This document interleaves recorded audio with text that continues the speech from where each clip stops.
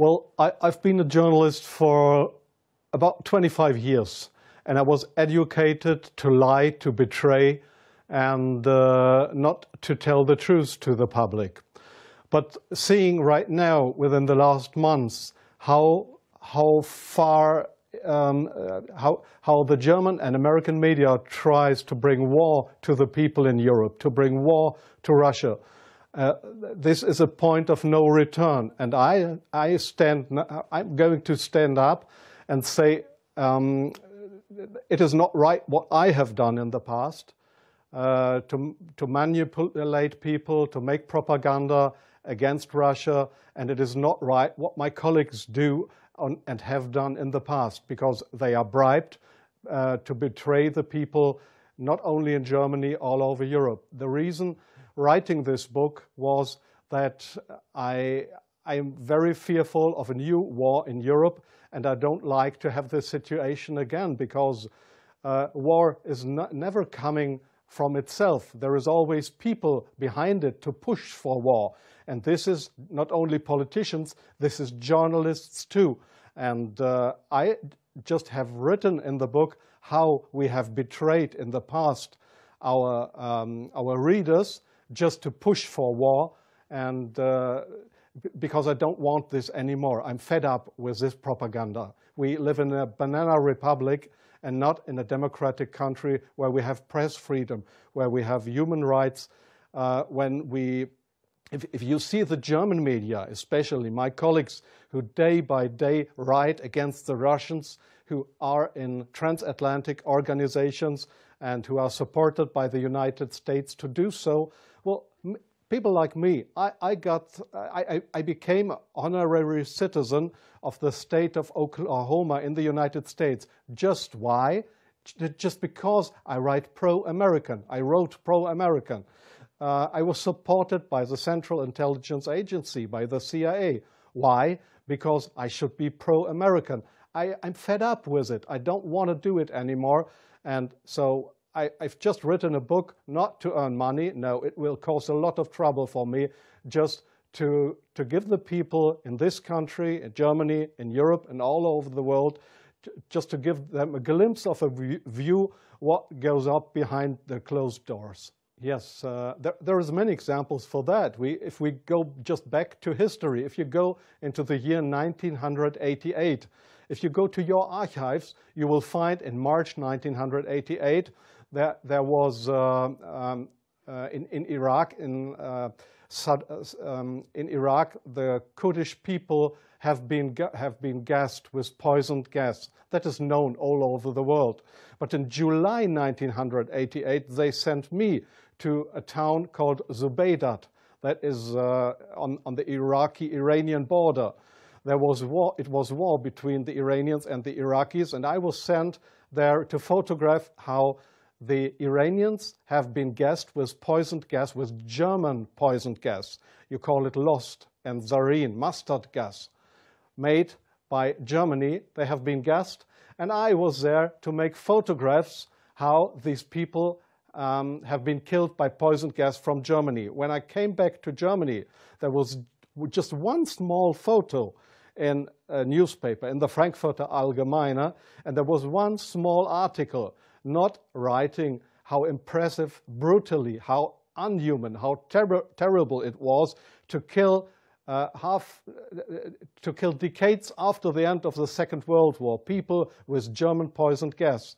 So this was a situation I feel misused for having been there and just to give a documentary what has been done, but not being allowed to cry out to the world what we have done behind closed doors. Up to today, it's not well known in the public that with German public gas, there have been hundreds or thousands of people gassed in this city of Zubaydat. Now, you ask, what have I done for intelligence agencies? So, please see, most of the journalists you see in foreign countries, they claim to be journalists, and they might be journalists, European or American journalists, but many of them, like me in the past, are so-called non-official cover. That's what the Americans call that. I have been a non-official cover. Non-official cover means what? It means you too work for an intelligence agency. You help them if they want you to help them,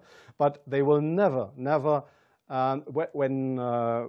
when you are locked, or when they find out that you are not only a journalist but a spy too, they will never say, "Oh, this was one of our guys." They will not know you. That means non-official cover. So I have helped them in several situations, and I feel ashamed for that too now. Like I feel ashamed that I have worked for a very recommended newspaper like the Frankfurter Allgemeine, because I was bribed by billionaires, I was bribed by the Americans not to report exactly the truth, but I just imagined in my car while I was driving to this interview, I just tried to work out in my brain what would have happened if I would have written a pro-Russian article in the Frankfurter Allgemeine. Well, I don't know what would have happened, but we were all educated to write pro-European, pro-American, but please, not pro-Russian. So I'm very sorry for that, but this is not what I understand for democracy and for press freedom. I'm very sorry for that. Well, yes, I understand your question very well. Germany is still a kind of a colony of the United States. You see that in many points, like the majority of the Germans don't want to have nukes in our country, but we still have American nukes. So we are still a kind of a colony of the Americans. And being a colony, it is very easy to approach young journalists through what is very important here is transatlantic organizations. All journalists from really respected and recommended big German newspapers, magazines, radio stations, TV stations, they are all members or guests of those big transatlantic organizations. And there, in these transatlantic organizations, you are approached to be pro-American, and there is nobody coming to you and saying, well, we are the Central Intelligence Agency, would you like to work for us? No, this is not the case how it happens. What they do, these transatlantic organizations, is they invite you for seeing the United States. They pay for that, they pay all your expenses and everything. So you are bribed, you get more and more corrupt, because they make you good contacts. You won't know that those good contacts are, let's say, non-official covers, or officially people working for Central Intelligence Agency or other American agencies. So you make friends. You think they are friends, and you cooperate with them. They ask you, well, could you do me this favor? Could you do me that favor? And so your brain more and more is brainwashed through these guys. And your question was, is this only the case with German journalists? No, I think it is especially the case with British journalists, because they have a much closer relationship. It is especially the case with Israelis, of course, with French journalists for a part, not that big as with German or with British journalists. It is the case for Australian journalists, for journalists from New Zealand, from Taiwan, well, there is many countries in the Arab world, like Jordan, for example, like Oman, the Sultanate of Oman. There is many countries where this happens, where you find people to claim they are respected journalists, but if you look behind them, you'll find they are puppets on a string of the Central Intelligence Agency. I'm sorry in interrupting you. I'll give you one example. Sometimes the intelligence agencies, they come to your office and want you to write an article. I give you an example not from strange other journalists, from me myself. I've just forgotten the year. I just remember that the German Foreign Intelligence, Bundesnachrichtendienst, it is just a sister organization of the Central Intelligence Agency. It was founded by the American Intelligence Agency. So one day the BND, this German Foreign Intelligence Agency, came to my office at the Frankfurter Allgemeine in Frankfurt. And they wanted me to write an article about Libya and about Colonel Muammar Gaddafi.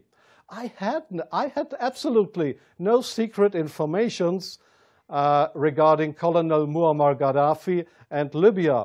But they gave me all these secret informations, and they just wanted me to write, to sign the article with my name.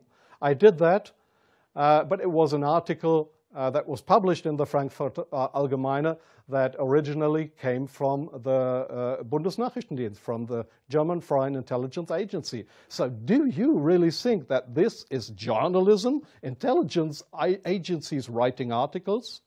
Oh yes, that article, I have reprinted it partly in my book. That article was how Libya and Colonel Muammar Gaddafi, how he secretly tried to build a poison gas factory. I think in Rabta was the name, yeah.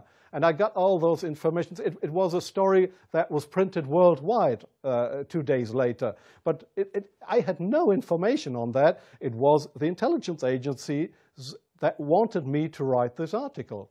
So, but this is not the way journalism should work, that intelligence agencies, that they decide what is printed and what not. If I say no, I give you an example from a very good example if you say no. Well, we have a rescue unit in Germany with helicopters for traffic accidents. It's called, they call themselves the Yellow Angels. There was one guy who didn't want to cooperate. He was a pilot of the helicopter service of the Yellow Angels in Germany. This guy said no to the Foreign Intelligence Service, Bundesnachrichtendienst, when they approached him and wanted him as a non-official cover to work for the German Foreign Intelligence Agency, under, just to pretend to be somebody from the Yellow Angels. So what happened was that he lost his job. And the court in Germany, the judge decided that they were right, because such a guy could not be trusted. He was kicked off his job because he didn't cooperate with the Foreign Intelligence Service. So I knew what would happen if I would not cooperate with intelligence services. Well, I have had, let me say, 6 times my house was house searched because I was accused by the public prosecutor, the German public prosecutor. I was accused of leaking secrets of states. 6 times house searched. Well, they hoped that I wouldn't do that ever again. But I think it's worse that the truth will come out one day. The truth won't die. And I don't mind what will happen.